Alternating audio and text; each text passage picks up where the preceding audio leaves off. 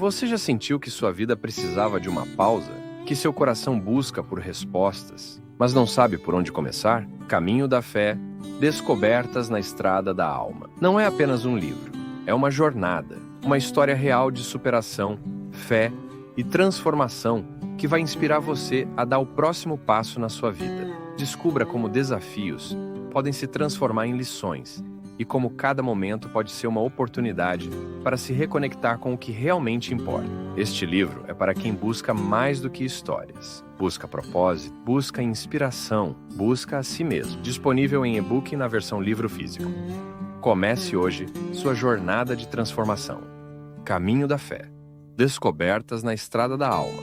O que você está esperando? Você quer apoiar o nosso canal e nos ajudar a produzir mais conteúdo para você? É simples, basta você acessar o link da lojinha na descrição sempre que precisar comprar algum produto. Com este simples gesto, você estará nos ajudando muito.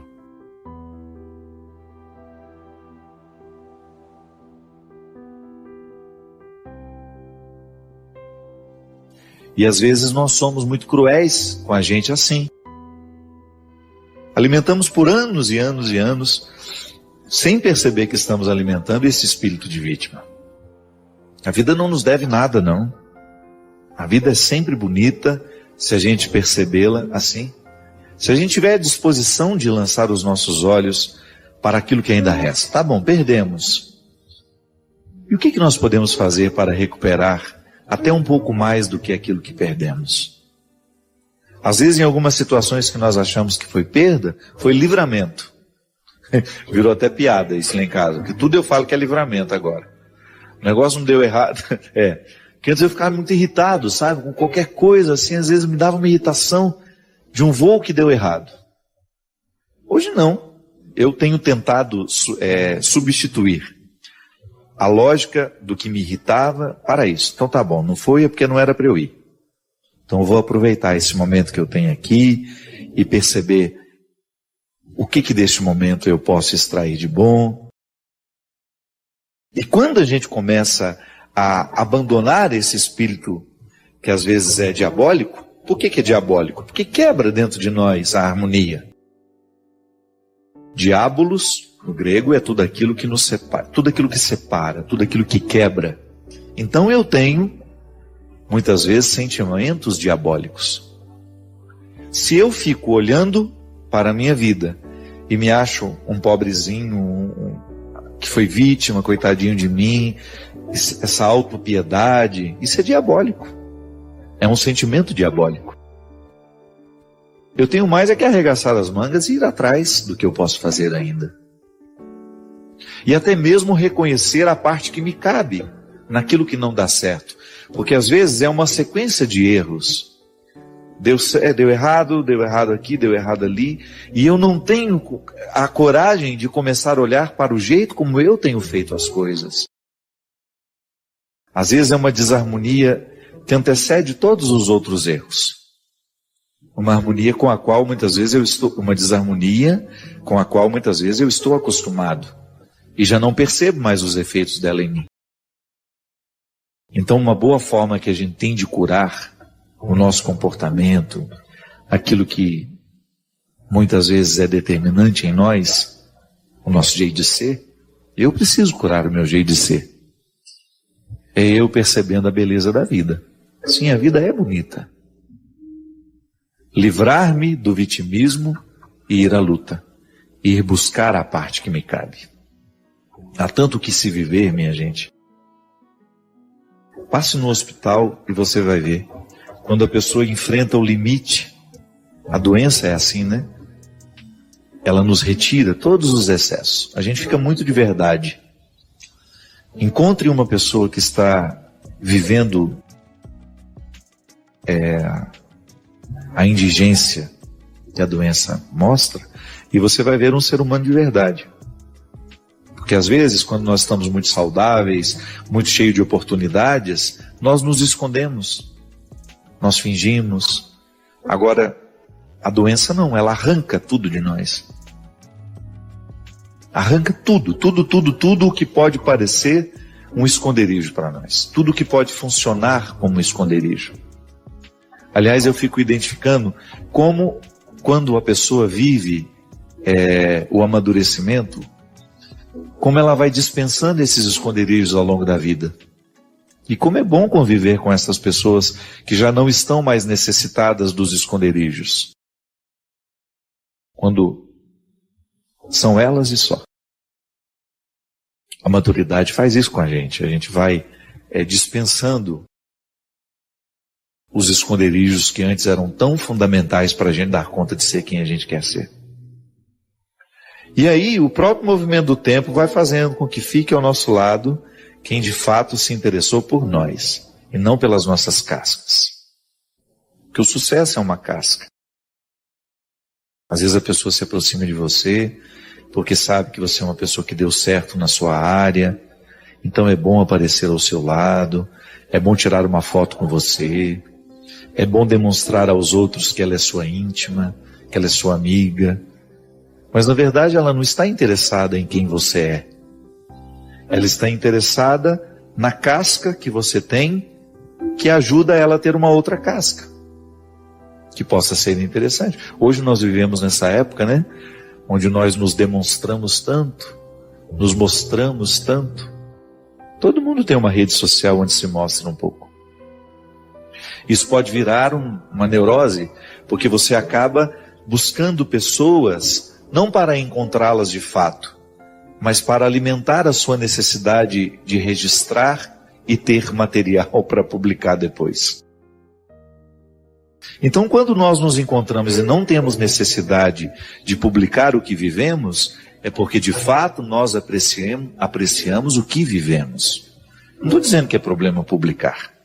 Eu estou dizendo que muitas vezes, no excesso de publicação, nós estamos escondendo a nossa necessidade de instrumentalizar o outro, de apenas aproveitar a casca que é o outro. Eu estava dizendo do sucesso. Sucesso é um exemplo. Mas o dinheiro também. Quantas pessoas se aproximam das outras por causa daquilo que elas podem oferecer materialmente a elas? O que também é uma bobagem, né? Porque pode ser a situação mais confortável do mundo. Eu, particularmente, eu não suporto se a minha alma não estivesse se sentindo bem. Aquele barco é maravilhoso, nós vamos passar lá uma semana. Deus me livre de um barco maravilhoso com pessoas com as quais a gente não se identifica. Aquilo que pode parecer um paraíso, para mim é um inferno. Mas nós vamos fazer uma viagem linda, tudo de graça, tudo pago. E o que eu pago para estar lá? Emocionalmente. E tem gente que se sujeita a isso. Passar um final de semana ali ou aqui, só para aparecer, só para manter a casca que é sua e também dos outros. E aí o oco do coração vai acontecendo naturalmente. Nós vamos ficando ocos por dentro. Porque a vida é tão para fora, e tão pouco para dentro, que nós vamos perdendo a própria alegria interior. Então, vencer tudo isso para que a vida valha a pena, requer uma reflexão diária. Requer um exercício diário de identificar onde é que nós, de fato, estamos nos exercendo. Você pode pensar que isso eu estou falando é a partir de mim. Não, falo de mim também, claro.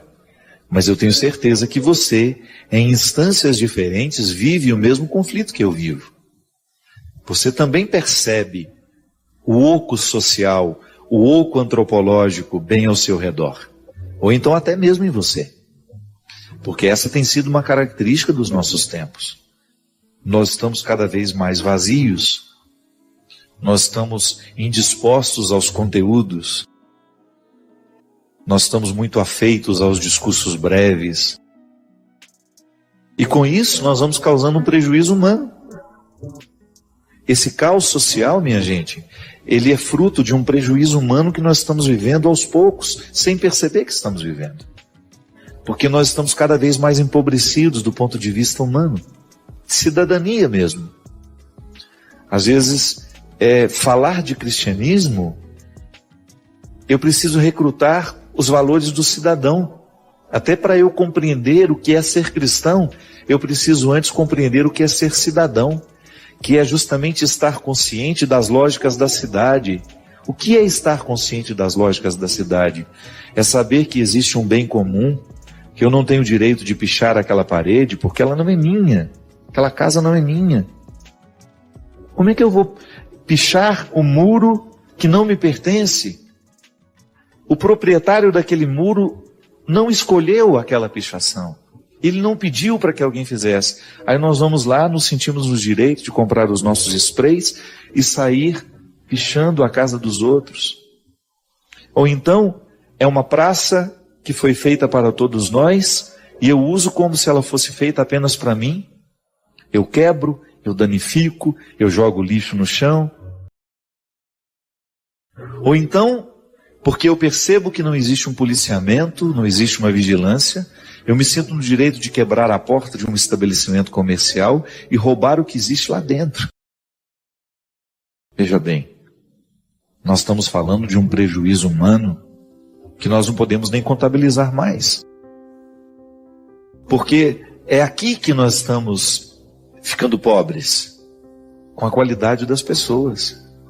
Sabe, quando você percebe que um filho está ficando delinquente, quando você percebe que uma criança já pequena, ausente de regras, ausente de aprendizados que possam colocar nela uma moral natural, sabe, um impedimento ético, para que ela não prejudique o outro, para que ela não mate o outro, para que ela não roube o outro, aprendeu de criança.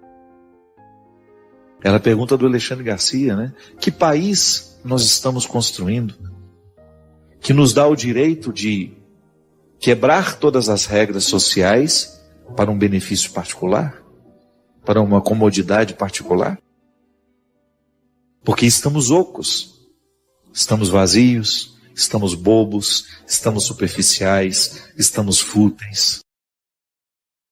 E essa futilidade, essa superficialidade tem causado um prejuízo social terrível. Naquele meu livro, Quando o Sofrimento Bater a Sua Porta, se você tiver a oportunidade de lê-lo, eu falo ao longo do livro essas questões. Por que a gente sofre? Porque somos humanos, somos naturalmente limitados. O sofrimento nasce do limite. Eu sou limitado, então eu não tenho como fugir do sofrimento. O sofrimento vai bater a porta de toda pessoa. Mais cedo ou mais tarde nós vamos enfrentar todas as dimensões do sofrimento. Sofrimento físico, sofrimento afetivo, sofrimento espiritual. Né? Nós sofremos com as perdas, nós sofremos com ciúmes, nós sofremos com a dor, nós sofremos com a morte. Tudo isso faz parte da condição humana. Nenhum ser humano está livre de enfrentar.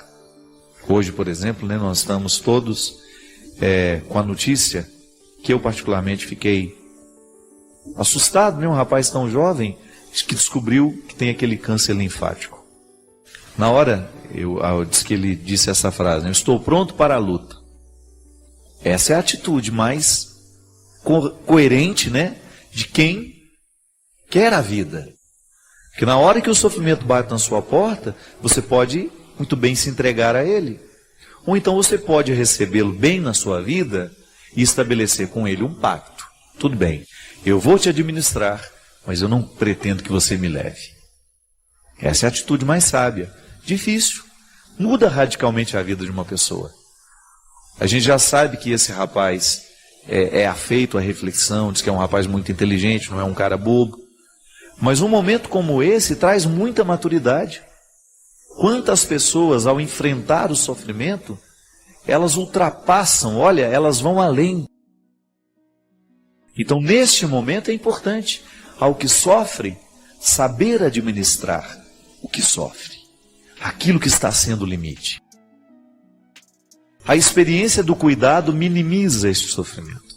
A família estando presente, cuidar do sofrimento daquele que está com a gente, daquele que a gente ama, é uma maneira muito concreta de amor. Eu estou ao lado, eu participo, eu não sou indiferente. E é assim, meu filho. É assim que a gente pode diminuir o peso do sofrimento no mundo. Sofrer não tem como. Todo mundo sofre. E seria uma bobagem da nossa parte pensar que nós não vamos ter sofrimentos. Ou que nós podemos evitar, né, que o sofrimento venha visitar a nossa vida. Claro, eu preciso fazer de tudo para que a minha vida seja marcada pela sabedoria, para que eu faça as melhores escolhas, para que eu sofra menos. Então, quando eu administro bem a minha vida, é natural que eu vou ter condições de ter diante de mim, quem sabe, uma vida um pouco mais tranquila, um pouco mais harmônica. Mas e os acidentes da vida? E aquilo que eu não posso controlar? Então aí vem o momento da sabedoria, de nós fazermos da experiência do cuidado, que é naturalmente humana, uma experiência humana, de você cuidar, de você dar sentido àquilo que está acontecendo, de você então, de alguma maneira, superar aquilo que tanto nos machuca. Porque todo ser humano sofre. O sofrimento humano, ele nasce da condição de ser criatura, né? Então, eu não sou perfeito. Eu sofro de imperfeições. Por exemplo, essa semana eu perdi a voz. Fiquei desde domingo, ainda estou muito ruim. Minha voz está voltando aos poucos. Essa tosse que não sei mais o que fazer. Já até mandei importar enxofre de Marte para ver se fazendo o xarope desse enxofre a gente melhora. O corpo sofre porque ele tem limites. Alguma coisa eu estou fazendo, alguma coisa no meu dia a dia tem provocado o meu desgaste. Claro, penso sobre isso o tempo todo, a minha missão é árdua, eu viajo demais, eu tenho muito deslocamento, tenho muitos eventos e tenho uma vida muito cheia. Tudo isso é um fator que eu preciso pensar. Quando eu não penso sobre esses fatores e continuo me expondo de um jeito errado ao trabalho, quando eu não tenho o devido descanso, eu estou abusando do meu limite. Então, é natural que o meu sofrimento venha. Uma criança de 7 meses, ela pode até não fazer escolhas, mas ela está contextualizado num contexto, né? Ela está num contexto em que as pessoas escolhem por ela. E ela já sofre pelo simples fato de ser criatura. Não tem como nós retirarmos o sofrimento da criatura, porque isso seria privar a criatura da sua liberdade.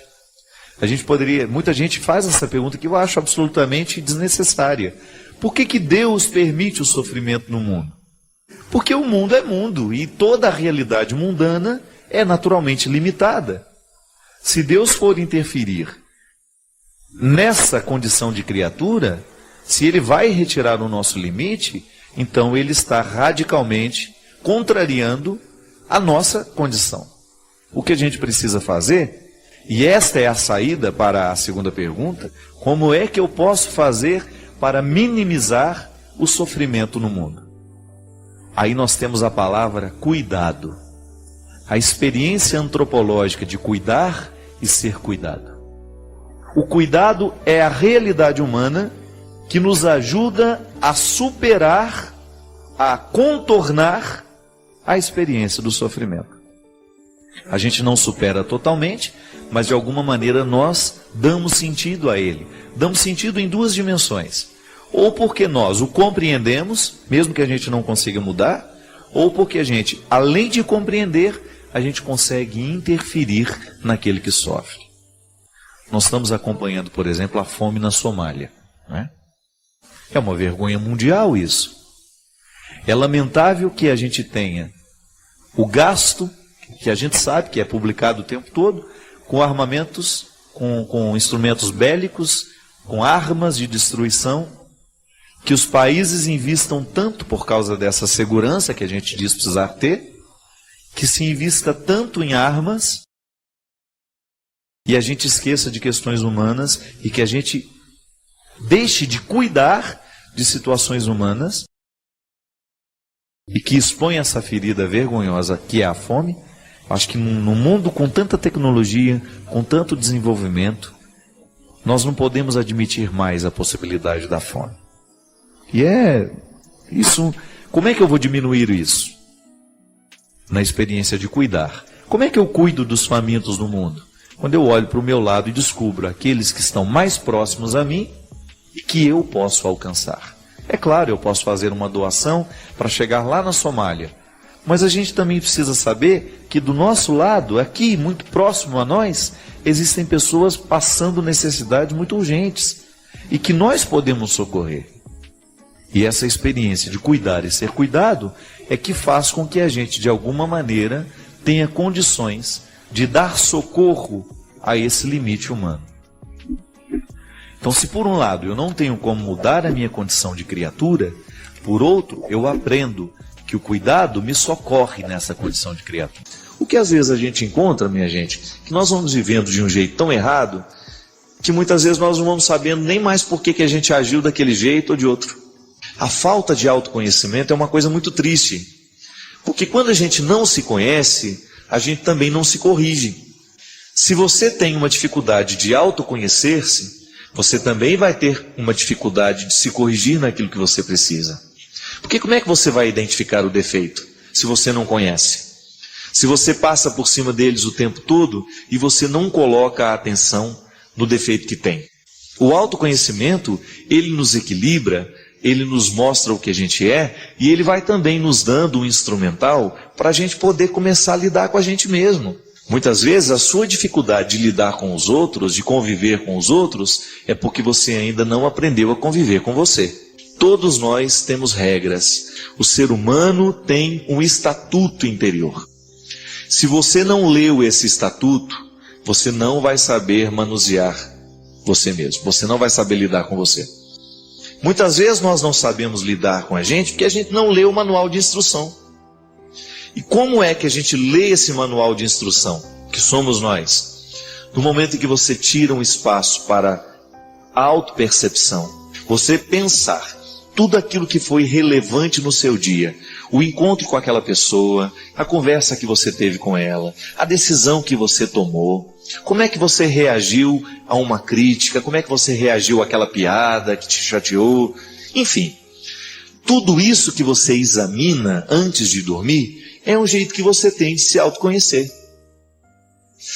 É um jeito que você tem de acender luzes sobre a sua vida. De você começar a descobrir, será que hoje eu fui o ser humano que eu poderia ter sido? Eu tenho muito medo de não ser o ser humano que eu posso. Eu tenho muitos defeitos e eu sei quais são eles, eu sei quais são os piores. Qual que é o meu esforço todos os dias? Não deixar que os meus maiores defeitos prevaleçam sobre as minhas pobres qualidades. Porque as minhas qualidades são muito pobres perto dos meus defeitos. Mas onde é que está o meu autoconhecimento? Em não deixar que os meus defeitos falem mais alto que as minhas qualidades. Como é que eu vou viver para fazer com que estes defeitos não sejam prevalentes? Que eles não prevaleçam sobre as minhas qualidades? No momento em que eu vou fazer meu exame de consciência, a minha autoanálise, enfim, dê o nome que você quiser. Se eu percebi que hoje eu fui agressivo demais, se hoje eu fui mal educado, eu vou colocar a minha atenção para que amanhã, quando eu viver uma situação semelhante, eu não haja da mesma forma como agi hoje. Como é que você vai neutralizar a sua raiva? Meu Deus, padre, eu não posso nem olhar para a cara daquela criatura. Eu também tenho gente assim. Nunca me fez nada. Mas eu olho para aquela criatura e eu tenho um mal-estar. O que eu vou fazer? Vou fingir que não sinto? Não, só que eu vou assumir isso para mim e vou fazer um exercício. Já que ela me provoca mal-estar, eu não vou permitir que esse mal-estar prevaleça. Então eu vou fazer o meu esforço para chegar próximo, para ver que ela não é esse bicho de 7 cabeças que eu acho que ela é. Vou começar a tratá-la com simplicidade, com espontaneidade, e assim aquele bicho de 7 cabeças que eu acho que é o outro vai por terra. Aí você leu o seu manual de instruções e o mais bonito, aprendeu a lidar com aquela aversão que você tinha com a pessoa. Gente, ter aversão pelas pessoas não é problema, isso é natural. Cada vez que nós nos encontramos com uma pessoa, nós construímos uma terceira. Essa terceira pessoa chama-se nós. É um eu que se encontra com o tu e gera uma terceira pessoa. O que faz a gente gostar do outro é o nós que a gente cria cada vez que a gente se encontra com ela. É o que derrama de mim e o que derrama dela, formando essa terceira pessoa. Por isso que tem gente que é tão agradável você ficar do lado dela. É porque, na verdade, você derrama com ela o que você tem de melhor. Isso chama-se simpatia. A empatia é essa facilidade que a gente tem de querer o outro perto. Eu olho e gosto do que o outro me desperta no momento que ele me olha também. Quando eu tenho uma antipatia, isso é, não tenho a empatia, mas tenho o contrário, que é uma aversão, uma resistência, o que na verdade está acontecendo é que eu não estou gostando do nó que foi feito.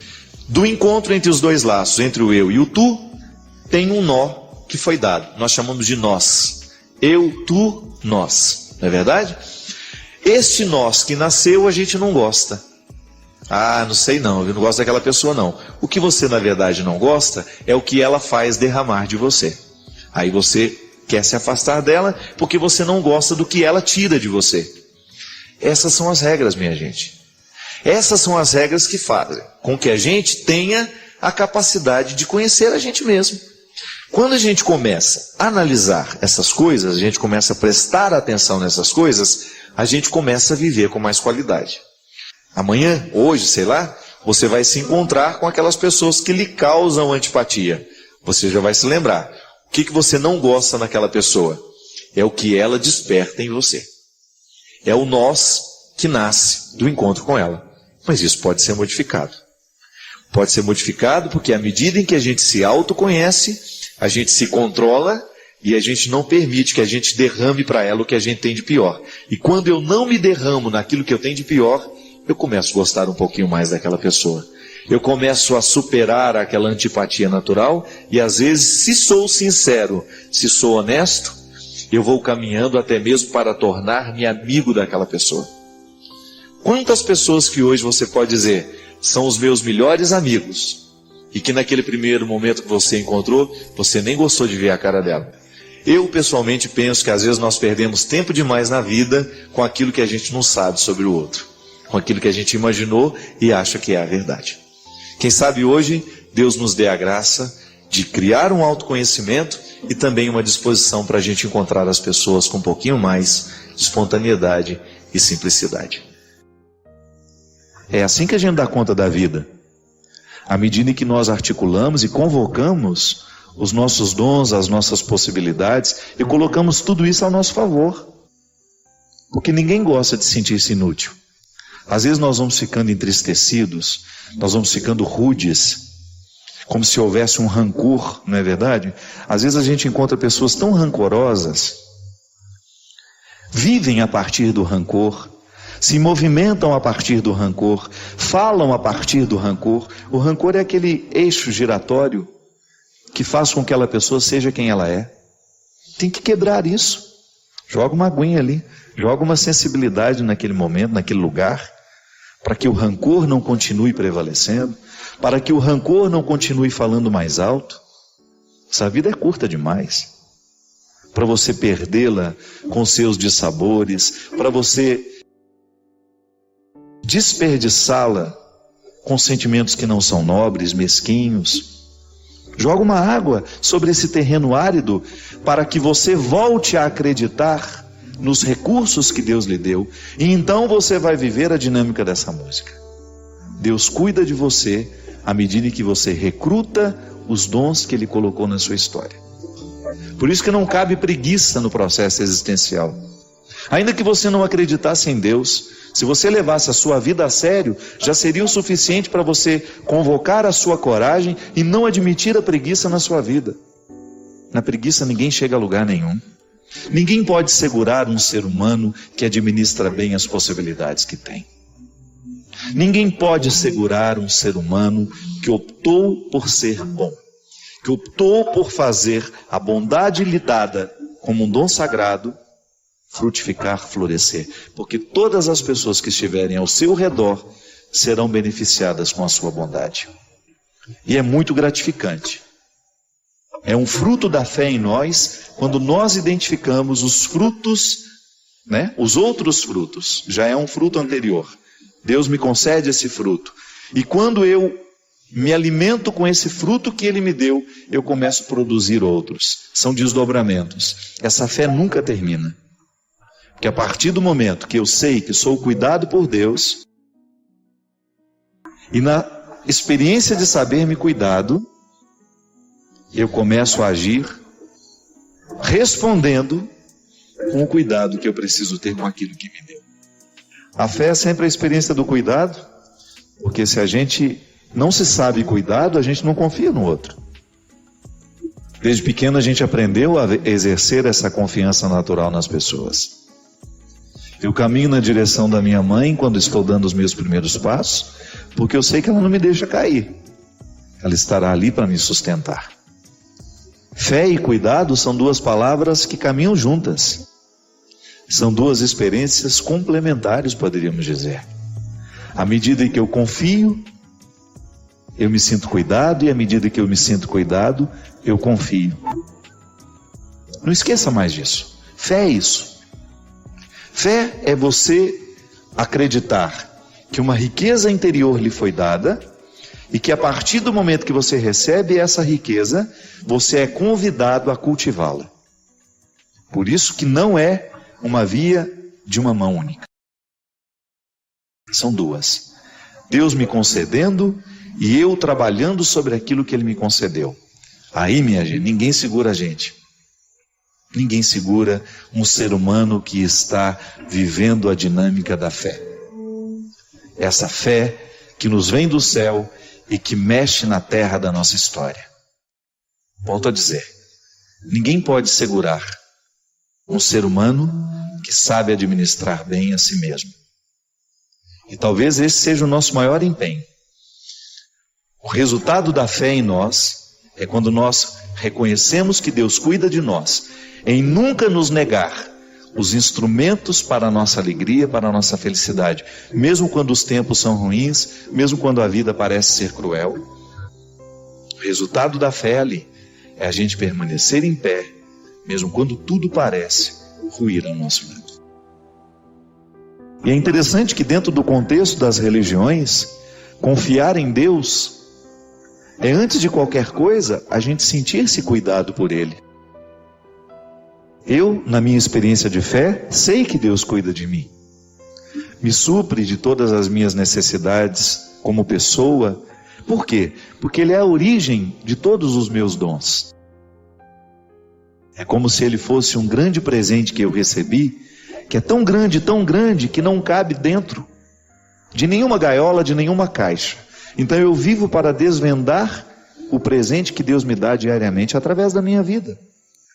E aí, nós estamos vivendo a dimensão mais profunda do processo de fé, que é justamente você sentir que Deus transforma a sua maneira de se enxergar, Deus transforma a sua maneira de enxergar o outro, Deus modifica a maneira como você olha para o mundo.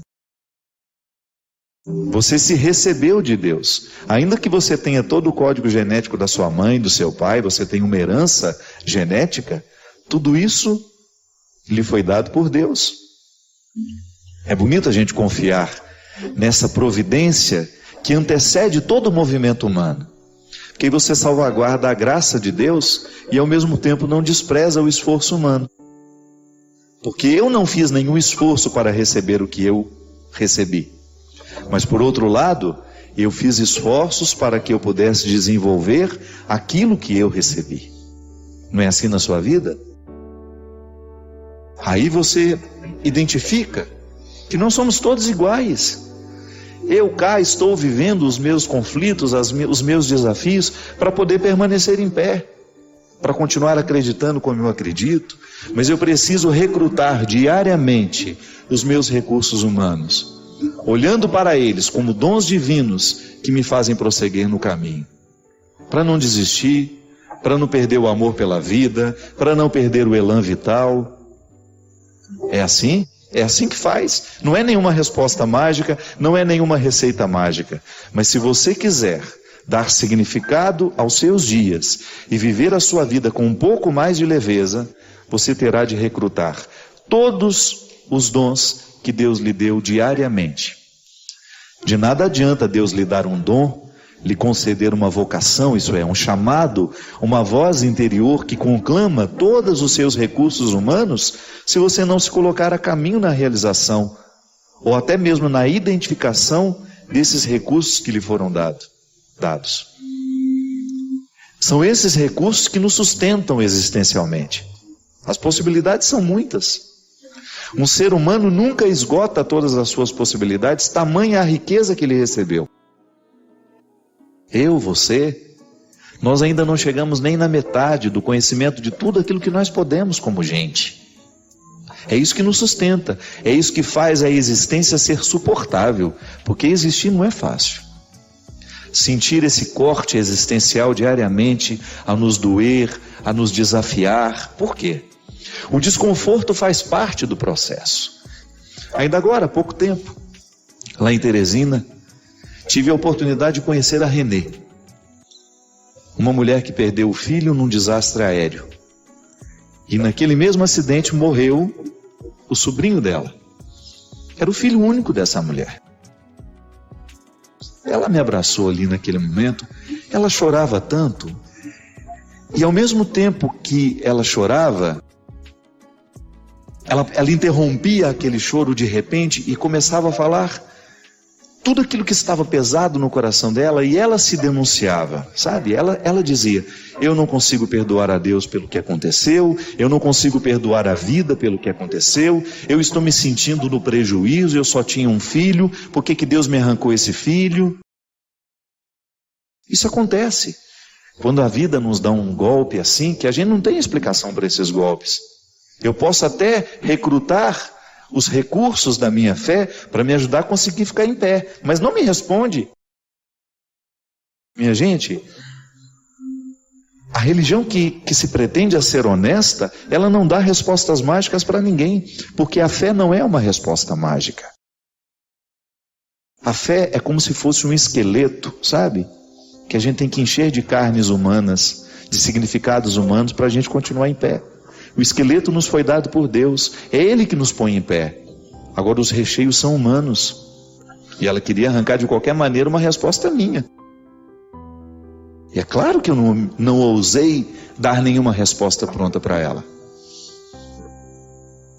Ali naquele momento, aquela mulher recrutava dentro dela, ela estava expondo tudo aquilo que era desassossego, desarmonioso, sabe? Aquela falta de harmonia interior que colocava aquela mulher com um coração duro naquela hora. Porque a fé consiste em reconhecer um cuidado que antecede todos os meus esforços. Deus continua me dando a capacidade de perdoar, por mais duro que tenha se tornado o seu coração, porque às vezes acontece. Às vezes acontece. A vida vai sendo cruel com a gente, as coisas ruins vão acontecendo, o coração da gente vai ficando duro, a gente vai perdendo a capacidade de amar o outro. Isso não é um problema só seu, não. É um problema meu, é um problema do Christian, é um problema de toda essa equipe que trabalha aqui. É um problema dos homens mais santos da história. É um problema que está presente nos corações mais bem intencionados. Não se sinta pior do que nós, ou não se sinta pior que os outros por causa disso. Coração duro existe em todo lugar, ainda que ali exista muita gente santa, corações duros estarão ali. E ali naquele momento, eu sentia que por mais que aquela mulher desafiasse Deus, o esqueleto da fé estava ali nela. O que faltavam eram os enxertos humanos. Porque a vida daquela mulher estava realmente muito pobre. A casa daquela mulher estava muito pobre. Por onde andava o menino que tanto deu alegria a ela? Todos os significados daquele filho na vida dela foram ceifadas com um avião que caiu. E caiu também o mundo. Caiu também todo o contexto que sustentava os significados daquela mulher. Ninguém nos prometeu que seria fácil. É aí que entra a experiência da confiança. É aí que entra a bonita experiência da fé. O papel da fé sendo um pano de fundo para esse existir que é tão conflituoso, mas ao mesmo tempo é tão prazeroso. Eu confio, porque eu me sinto, me experimento, cuidado por uma força superior, que não tem o papel de facilitar a minha vida, de torná-la isso ou aquilo, de fazer com que meus caminhos fiquem mais breves, menos distantes. Não, não é assim não. Seria uma ingenuidade da nossa parte acreditar que Deus vem para facilitar a nossa vida. Deus vem para nos fortalecer. É disso que nós estamos falando. A experiência de fé, nós não conseguimos mensurar. O que a gente sabe é que às vezes os acontecimentos retiram a nossa inteireza e dão a gente um coração duro, então é natural. Você não pode se sentir pior por ter esse coração duro. Agora, você pode sentir-se motivado a permitir que todos esses recursos que nos chegam pela graça de Deus, a alegria, a esperança, que são coisas que moram dentro de você e que às vezes ficam soterradas por causa dos fatos, da mesma maneira como a esperança, a alegria, a fé, a perseverança, essas virtudes estavam escondidas no coração da Renê. Por isso que acreditar de maneira madura em Deus é você convocar diariamente os seus recursos, acreditando que esses recursos têm uma origem divina. Foi Deus que me deu. É Deus que me dá a fé, é Deus que me dá a coragem, é Deus que me dá a disposição, é Deus que me dá a alegria. E você pode enumerar todos os elementos que fazem a vida da gente ser mais interessante, valer a pena. Porque às vezes a gente não sabe administrar as coisas ruins que nos acontecem. É como aquela mulher que perdeu um filho, é como aquela mulher que perdeu o marido e perdeu o chão da sua vida. Só que aí você coloca uma origem sagrada em tudo isso. Então a minha coragem não nasce de mim. Ela pode até brotar em mim, mas ela tem uma outra origem. Ela vem de Deus. Está vendo a diferença? Como a preposição, a teologia mora nas preposições, é de Deus em mim. É uma força de Deus em mim. Até quando eu vou perdoar alguém. Se eu já estou arrependido, é porque a graça de Deus já me fez reconhecer o meu erro. Eu por mim mesmo, minha gente, marcado pelo pecado como sou. Você, marcado pelo pecado como você é.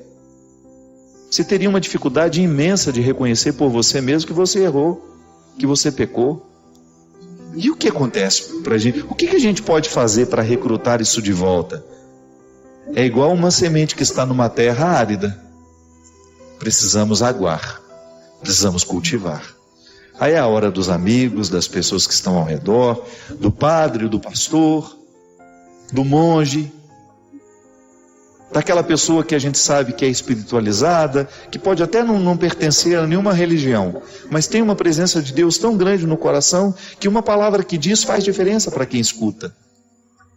Onde a gente menos espera, as sementes do verbo estão sendo germinadas, a presença de Jesus, ainda que de maneira oculta, sem ser revelada, sem esse nome ser dito, está acontecendo lá. Ou você acha que Jesus fica privado com os muros das igrejas? Ou você acha que Jesus vai deixar de acontecer no coração de uma pessoa porque ela não está na mesma pertença religiosa que nós?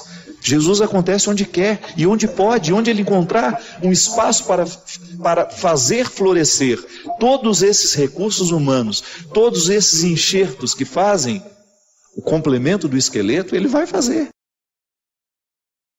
E se estiver num terreno árido, se esses dons estiverem colocados em terrenos áridos, faça o seu esforço de jogar uma água sobre eles.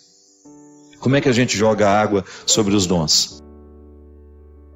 Abrindo mão daquilo que é negativo, prestando atenção nas coisas bonitas da vida, sensibilizando a sua alma com uma música interessante, com um poema que possa fazer bem ao seu coração, com uma leitura que possa ajudar a abrir o seu horizonte. Um livro faz tanta diferença na nossa vida, minha gente. Uma leitura boa, não é verdade? Você já observou? Nós já falamos aqui algumas vezes, você tem observado isso no dia a dia, que as questões humanas, aquilo que deveria ser natural para nós, né, tantas vezes nos causam estranheza, né? Não é que a gente tem que se acostumar com as questões humanas, mas nós temos que saber que são nossas, que fazem parte da nossa vida, que nós não temos como negar. Aquilo que é mais, que é o elementar, né, da nossa vida. O livro Quem Me Roubou de Mim, ele fala justamente da possibilidade de nós colocarmos nos cativeiros, por causa do nosso amor, as pessoas. É muito natural nos dias de hoje a gente roubar e ser roubados. Um roubo que você não tem como denunciar na delegacia, você não tem como ir dizer ao delegado, olha, este homem roubou minha alegria, né? Ou esta mulher roubou a minha esperança. São roubos que você não tem como provar que o outro realizou. Você não tem como chegar numa delegacia de polícia e dizer, o meu marido retirou aquilo que eu tenho de mais sagrado, aquilo que eu tinha de mais sagrado, que era a minha capacidade de acreditar em mim. Ou este namorado retirou de mim aquilo que eu possuía de mais precioso, que era a minha dignidade. Sem nunca ter sofrido uma agressão física, né? São agressões, são as violências veladas. E essa estranheza do que é humano tem sido um roubo que o mundo está fazendo de nós. Porque não são só as pessoas que nos roubam.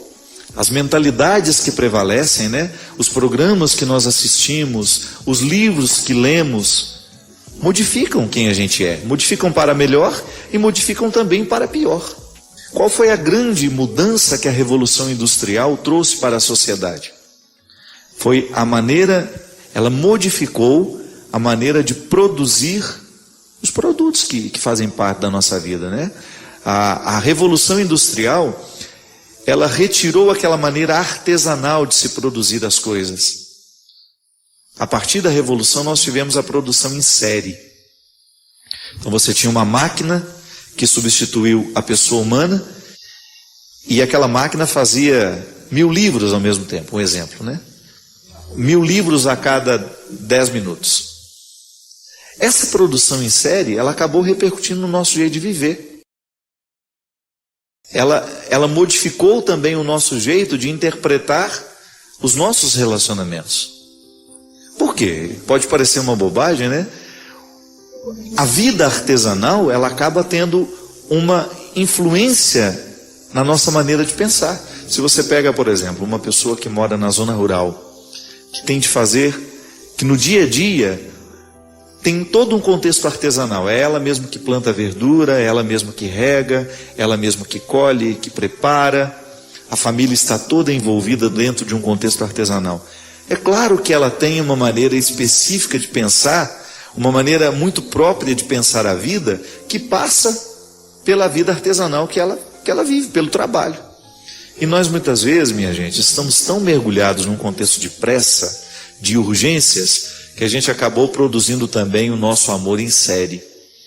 A gente perdeu a capacidade de cultivar artesanalmente os nossos relacionamentos. A gente tem hoje uma necessidade, como no passado, de amar e ser amado, mas o contexto social em que nós estamos inseridos nos priva, muitas vezes, de fazer com que os vínculos sejam construídos. Então, por isso nós estamos ficando estranhos a nós mesmos, porque nós estamos negados em questões elementares, fundamentais, que jamais poderiam ser negadas. Uma delas é, por exemplo, o tempo para você refletir quem você é, as escolhas que você está fazendo, o mundo que você está vivendo, né? O que você está fazendo da sua vida.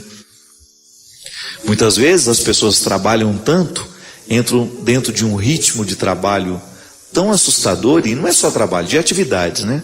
Ela sai, ela se desloca, e com aquela pressa ela está vendo e-mail, ela está no Twitter, ela está no Facebook, ela tem urgência de se comunicar, aquilo que poderia ser muito bem resolvido amanhã, ela tem urgência de resolver hoje. Ela vai perdendo tempo para aquilo que é o artesanal. Ela vai ficando impossibilitada de lidar com ela mesma. E depois, na primeira dificuldade que tem, ela vai dizer que está em depressão, porque ela não sabe mais ser triste. Isso tem sido uma característica dos dias de hoje. Nós estamos achando que tristeza não pode fazer parte da vida, que nós temos que estar felizes o tempo todo, que nós temos que estar alegrinhos o tempo todo. Isso é mentira, isso é uma falácia dos dias de hoje. Eu tenho sim o direito de estar triste, eu sim tenho o direito de estar decepcionado, e eu tenho o direito de alimentar essa tristeza e essa decepção, de maneira que seja um tempo saudável para que depois eu saia daquilo realmente curado. Hoje uma pessoa, se ela passa 2 noites sem dormir, ela já começa a tomar um remédio para dormir, ao invés de ir investigar o motivo de não estar dormindo, não é verdade? São as soluções fáceis nos dias de hoje. Nós não estamos mais dispostos a lidar com o que é humano. Então, uma mãe perdeu o filho, ela está vivendo o pior momento da vida. Ela está passando pelo desgaste emocional, físico, de ter de sepultar um filho. Se a gente não souber lidar com essa mãe, é provável que a gente retire dela o direito de viver este luto e de resolver esse luto. É provável que a nossa solução mais prática seja: nossa, nós não queremos ver essa mulher sofrendo, então vamos entorpecê-la com remédios. Gente, é impressionante como hoje nós estamos indispostos a ouvir o choro do outro, ou dizer uma verdade ao outro, como nós calamos facilmente o nosso choro, ainda que ele não tenha cumprido o seu papel. Como nós estamos indispostos à tristeza do outro, nós queremos logo alegrá-la, nós queremos logo que ela saia daquele momento. Gente, nós estamos ficando estranhos a nós mesmos. Nós estamos desaprendendo de lidar de maneira sábia com aquilo que é humano. A tristeza, a morte, o sofrimento, essa eterna busca pela juventude que não vai ter fim nunca, né? Que nós estamos sofrendo disso, de juventude crônica. É impressionante como às vezes você encontra uma pessoa de 70 anos querendo viver como se tivesse 30. Querendo ter a aparência de uma pessoa de 30. Eu não estou dizendo, você sabe, eu não sou hipócrita. Que nós temos que envelhecer bem, temos, né? Temos que fazer uma atividade física para a gente envelhecer com bastante massa muscular, porque isso vai fazer diferença nas suas dores do futuro. Nós perdemos muita massa muscular à medida que nós vamos envelhecendo, mas o corpo é grato. Se você treina, se você faz um esforço, se você faz uma atividade, essa musculatura ela vai ficar, enquanto você viver, você vai conseguir manter uma boa massa muscular para você envelhecer com qualidade. O problema é quando nós não administramos bem os limites que são naturais da idade. Tudo bem, aos 50 eu não vou poder fazer as mesmas coisas que eu fazia aos 30. E eu tenho que encarar esse processo de perda como algo natural. Eu não posso ficar insistindo, né, em não querer que os efeitos do tempo aconteçam. Os efeitos do tempo estão aí. E a sabedoria consiste em nós lidarmos com ele de maneira que eles estejam ao nosso favor. Volto a dizer, nós estamos indispostos ao processo natural de sermos quem somos. E isso precisa mudar. Porque senão nós vamos criar para nós um processo injusto, doloroso, que nunca vai nos permitir, né, essa satisfação, essa realização. Eu acho que a palavra é sempre essa, de nós estarmos realizados com aquilo que a vida está nos oferecendo e nós temos condições de transformar sempre o que a vida nos oferece em algo positivo e saudável. Eu desejo que você, nas suas lutas, você tenha sempre o direito e a possibilidade de retirar os seus excessos, para você ver diante dos seus olhos a sua verdade fundamental, sem exageros, só você. E a partir disso, você reencontrar o caminho da vida.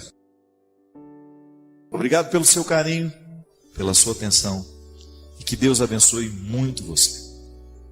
Que Deus derrame sobre o seu coração, sobre a sua casa, sobre a sua vida, a disposição que caracterizou o coração de Nossa Senhora. Para que, exemplo dela, a gente também possa ser um cristão de verdade, levando sempre Jesus no colo, para apresentá-lo àqueles que ainda não o conhecem. Derrame sobre nós a bênção do Deus Todo-Poderoso, Pai, Filho e Espírito Santo. Já deve ter assistido aquele filme, né? Os 7 anos no Tibete, né? Tem uma história assim. Eles têm toda uma disciplina de vida e eles dizem que cada vez que nós conseguimos manter o ambiente da nossa casa, da nossa cidade, do nosso bairro harmonioso, isso é, se você entra dentro de um ambiente, de um espaço, e as coisas estão no devido lugar, e as coisas estão limpas, e as paredes estão bonitas, eles chamam isso de drala, que isso é, mantém o inimigo longe. É apenas um jeito de explicar que todas as vezes que nós buscamos a harmonia do nosso espaço exterior, de alguma forma nós estamos influenciando a vida interior. Isso é muito simples de entender. Quando você entra numa casa que está muito bagunçada, você se sente bem? Geralmente não. Quando você vai, aquela história, né? Todo mundo jantou e estava todo mundo muito cansado, aquela louça ficou toda na cozinha, no outro dia você levanta de manhã, na hora que você entra, aquilo tem um aspecto de inferno, né? Aquele monte de louça, aquela coxa de galinha jogada no canto do prato, aquilo ali te dá um mal-estar, é natural. É sobre isso que os tibetanos falam, que o drala é quando você consegue viver a harmonia do espaço, quando você consegue construir um espaço harmônico que tenha um poder de influenciar a vida das pessoas. E eu até dei o exemplo que em Nova York, eles diminuíram a criminalidade dentro do metrô, mantendo o metrô harmonicamente, né, dentro de uma harmonia, pintado, bonitinho, as coisas organizadas. Sabe essa simetria que a gente vê nos espaços? Tem gente que, hoje até lá na academia a gente estava brincando. Eu tenho toque em algumas coisas. Por exemplo, se eu entro dentro do meu quarto e a minha toalha está bagunçada, meio torta, assim, naquele negócio que você, no porta-toalha, parece que eu fico assim também. Enquanto eu não ajeito ela, eu não consigo, né? Por exemplo, se eu tiro o chinelo, coloco do lado da minha cama, se ele fica meio torto, eu não consigo dormir, enquanto eu não deixo os dois, um do ladinho do outro. É um tipo de neurose, eu sei que é. Mas eu tenho, vou fazer o quê? Antes essa do que outras piores, não é verdade? Então o que eu procuro fazer? Eu busco manter o meu espaço organizado para que eu me sinta bem dentro do espaço. Eu tenho certeza que neste momento um monte de gente que está assistindo o programa está falando, eu sou assim também. A menina professora lá da academia estava dando um exemplo. Por exemplo, sabe esses jogos americanos que você usa para comer? Ela fala, se eu entro e não estiver os quatro de frente um para o outro, arrumadinho, milimetricamente arrumado, eu não consigo comer. Fico com dor de cabeça. Sabe?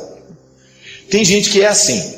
A harmonia do espaço externo influencia profundamente a gente quando você chega naquele lugar. Gente, eu particularmente admiro muito as casas religiosas femininas, que dos homens não são muito harmoniosas não. Já vivi em convento a vida inteira, seminário e casa que tem muito homem, é perigoso que a gente não tenha essas sensibilidades. Mas conventos de freiras, né? Eles são muito harmoniosos. Elas têm uma sensibilidade muito bonita para deixar o espaço aconchegante. Isso é uma coisa muito própria da mulher, muito própria de trazer, de buscar essa harmonia, porque parece que a sensibilidade feminina já indica isso, que uma casa bem organizada fará bem às pessoas que vivem nela. E particularmente eu penso que isso realmente acontece na nossa vida.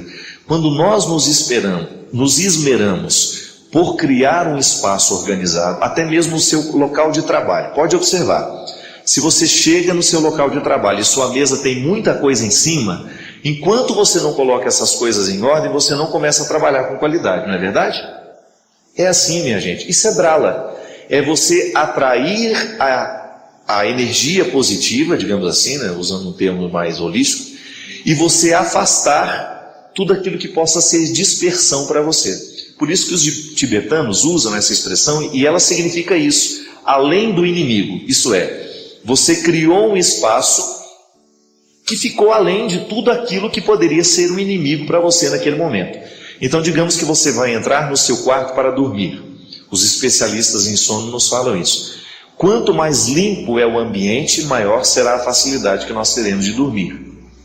Quanto mais harmônico, até mesmo as cores que a gente coloca no quarto para a gente dormir, né? Tudo isso tem que ser pensado para que você crie um espaço para você distrair. Por exemplo, quando eu morava lá no convento, que agora eu mudei e tenho o meu escritório separado. Mas quando eu morava no conventinho, eu tinha uma dificuldade, meu sono era muito ruim, a qualidade do meu sono era muito ruim, porque o meu computador ficava do lado da minha cama. Então eu não tinha uma separação do meu espaço de descanso para o meu espaço de trabalho. Então é naturalmente que eu crie dentro de mim uma desarmonia boba, por causa de coisas bobas que às vezes a gente não observa. Então muitas vezes a gente está cansado, estressado, e nós dizemos que a gente trabalha demais. Pode ser que a gente até esteja trabalhando demais, mas pode ser que o nosso espaço de trabalho esteja desorganizado demais.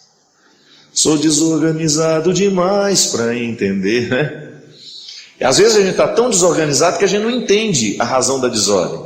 E é interessante que muitas vezes nós diminuímos o nosso nível de estresse com o simples fato, gesto de você colocar as coisas em ordem.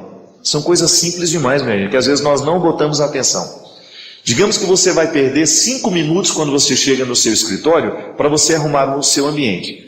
Perca esses 5 minutos e deixe o seu ambiente o mais harmonioso possível para que você sinta-se bem dentro dele. Isso é uma regra, meu amigo, você que perguntou, que vale para nós atrairmos esse drala, para nós criarmos um ambiente que seja favorável para o nosso trabalho, para o nosso descanso, para a nossa refeição.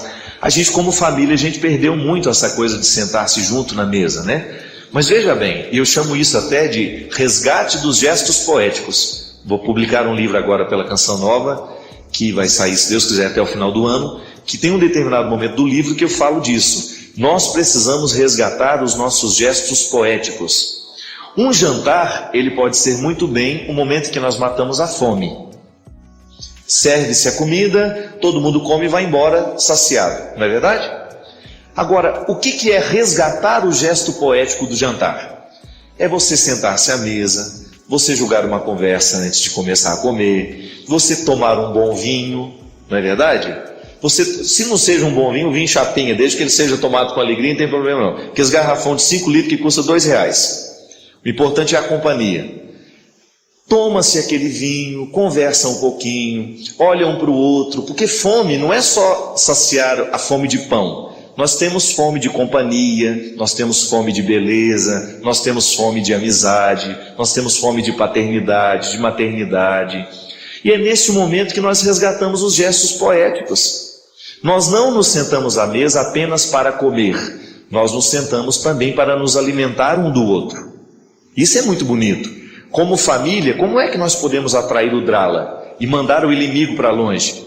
Quando a gente resgata essa possibilidade da gente se sentar juntos, da gente conversar ao longo da refeição. Essa refeição não precisa ser muito rápida. A gente pode ser que seja apenas uma do dia. Ou nós vamos escolher o café da manhã, ou é o almoço, ou é o jantar. Mas nós vamos criar este ambiente de drala. Nós vamos harmonizar, sentar todo mundo bonitinho, com prato, com talher, enfim. Pode ser simples, pode ser pobre, não tem problema. A gente é que não pode ser pobre. A gente pode até não ter dinheiro, mas pobre a gente não pode ser não. Porque pobreza é defeito, né? É aquela pobreza de espírito, de você não saber valorizar a sua vida. Eu achava tão bonitinho lá na minha casa, quando nós éramos crianças, nós comíamos naqueles pratos esmaltados, lembra daquilo? Eram os pratinhos brancos com as manchinhas, a gente até sabia qual era o da gente, e ai de aquele que pegasse. Tinha umas manchinhas no prato esmaltado, cada um conhecia a manchinha que era do seu, e a gente sentava ali com aquela simplicidade toda, ao redor daquele fogão de lenha, a minha mãe fazendo a comida para a gente ali, uma comida que levava tempo para ser feita, porque fogão de lenha demora, né? Tudo isso estava carregado de gesto poético e de drala, porque na verdade a harmonia daquele instante tinha repercussões na minha vida, na vida dos meus irmãos, na vida dos meus pais. Cada vez que a gente vive bem a vida em família, cada vez que nós sabemos apreciar esses momentos em que nós estamos juntos, nós estamos alimentando não é só a fome de pão, nós estamos criando dentro de nós um ambiente favorável para a conversa, para a partilha, para você escutar o que o outro quer dizer, mas não tem coragem, porque às vezes a gente escuta o que o outro não disse, basta que a gente saiba conviver, que a gente começa a desvendar os silêncios do outro. E tudo isso, minha gente, é um jeito que nós temos de buscar essa experiência positiva que os tibetanos chamam de drala para a nossa vida. Nós precisamos aprender com as diversas culturas. E às vezes o nosso jantar, o nosso almoço, o nosso café da manhã, ele é apenas o cumprimento de uma obrigação. A gente não fez com prazer e a gente não descobriu um pouquinho mais do que ele poderia. Obrigado pela sua companhia. A gente precisa se amar muito. O ciclo do auto-amor, ele é muito difícil de ser vivenciado, de ser experimentado, porque nós temos com muita frequência um autodesprezo. A gente entra em experiências de autodesprezo que são absolutamente nocivas para nós. A gente tem muita dificuldade de administrar os nossos insucessos, os nossos fracassos, dos mínimos aos mais volumosos. De repente você não conseguiu ser como você gostaria de ser, de repente você não fez o que você gostaria de ter feito. Desde as escolhas mais elementares, minha gente, aquilo que na filosofia a gente chama de acidental, né? Que não tem nada a ver com a essência ainda, é só acidental, está ali beirando. A gente faz escolhas acidentais o tempo todo, a roupa que a gente vai vestir, o lugar que a gente vai comer. Mas existem escolhas que são essenciais, que são aquelas que modificam na sua estrutura, que modificam quem você é. Então, o que é interessante? A experiência de você perceber que no seu dia a dia, manter o amor próprio significa você se reconciliar com as escolhas acidentais infelizes que você fez. E dependendo da escolha acidental, ela repercute na essência. Sim. Você acidentalmente escolheu um namorado, por exemplo. Você tinha 1 milhão de homens para escolher. Sim, porque você é uma mulher que tem muita possibilidade. Aí você escolhe aquele cara. Aí você escolheu aquele cara, foi acidental. No primeiro momento é acidental. Por que é acidental? Porque poderia ser outro. Não é uma realidade que você não pode substituir. Aí a convivência com aquela pessoa, que num primeiro momento foi acidental, vai se aprofundando, aprofundando, e de repente aquilo se transformou numa relação essencial, porque passou a modificar as estruturas mais profundas da sua personalidade. A pessoa que era acidental passou a ficar na essência com você. E aí, às vezes, essas pessoas podem ser terríveis na nossa vida. Elas podem nos estragar, elas podem nos retirar do eixo da nossa verdade, elas podem nos espoliar, elas podem nos machucar, elas podem nos estragar emocionalmente. Aí aquilo que foi acidental no primeiro momento, depois repercutiu essencialmente. Então é por isso, o tempo todo, nós estamos fazendo experiências, escolhas acidentais, com as quais nos frustramos. A gente se frustra muito numa experiência acidental. Depois essa frustração joga, consequências na nossa essência, na nossa verdade. Então a gente vai minando muito a estrutura do auto-amor. É o amor próprio que nos protege de tudo. Inclusive dessa história de ficarmos ofensíveis ou não. Quando eu me amo, quando você se ama, quando você tem um respeito por você, toda vez que você for caluniado, é difícil? Eu não estou falando de uma postura fácil. O que você vai tentar fazer? Não prestar atenção na calúnia, não gastar energia com a calúnia, não gastar tempo com os caluniadores. É a mesma coisa que você cair no asfalto, ralar a sua mão, e quando começar a cicatrizar, você vai, rala de novo. Isso é cultivar a ofensa. Isso é cultivar a calúnia. Isso é fortalecer o caluniador dentro de nós, ou a energia negativa que alguém nos ofereceu numa bandeja. Quem decide em não guardar isso? É o soldado do auto-amor. A guardiã do auto-amor. Então, a guardiã do seu auto-amor, é que vai fazer a triagem.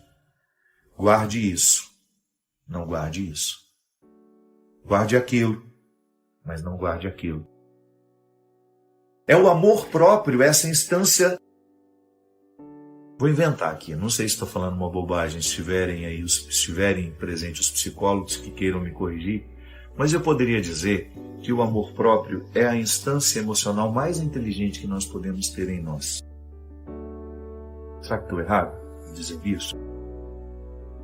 Pensar que o amor próprio é a instância mais inteligente em nós.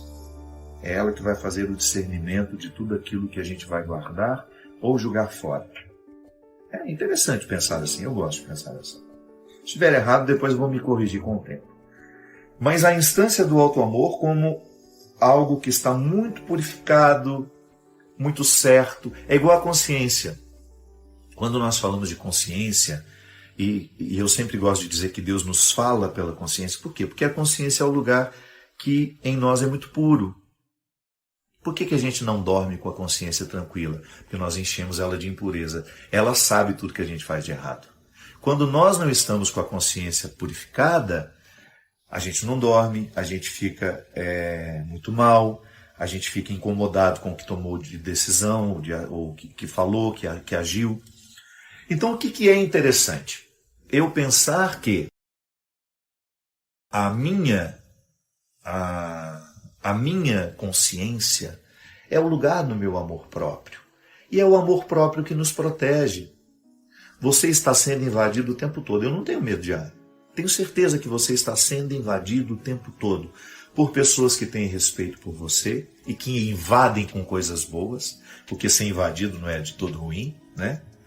Eu sou invadido por pessoas boas, eu sou escancarado por pessoas boas, que trazem energia positiva, que me trazem boas palavras, que me trazem boas propostas, que me trazem boas ações, bons fluidos. Ótimo! Mas nós também estamos sendo invadidos por pessoas que nos trazem muitos fardos, muitos pesos, muitas situações desagradáveis. E é aqui que a gente vai fazer a triagem. O que a gente vai escolher guardar de tudo isso que é invasão na nossa vida? Invasões positivas, invasões negativas. Então, é o auto-amor, essa guardiã, esse soldado, que será capaz de fazer a triagem do que nós iremos guardar em nós e do que nós iremos rejeitar. Então, se lhe ofende, preste atenção. Por que está lhe ofendendo? Será que tem alguma conexão com a sua verdade? É bem possível que sim. É bem possível que a palavra ofensiva esteja mostrando para você aquilo que você não gosta de reconhecer. E você se sente assustado quando alguém disse, porque de alguma forma está tornando público aquilo que você gostaria que ficasse eternamente nos bastidores. Quando é calúnia, não. Não há nenhuma conexão com a verdade. Então, entra por aqui, sai por aqui. E não volta mais. As ofensas que nos doem são as que revelam as verdades que queremos ocultar. Quando não estão minimamente alinhadas à nossa verdade, nem nos abalamos. Entram por um ouvido e saem pelo outro. E aí algumas pessoas, não, padre, mas como é que a gente faz quando a gente é caluniado? Claro que eu vou ficar abalado, claro que eu vou ficar chateado. E claro que a ofensa dói. Sim, minha gente. Primeira coisa que a gente precisa distinguir que ofensa é muito diferente de calúnia.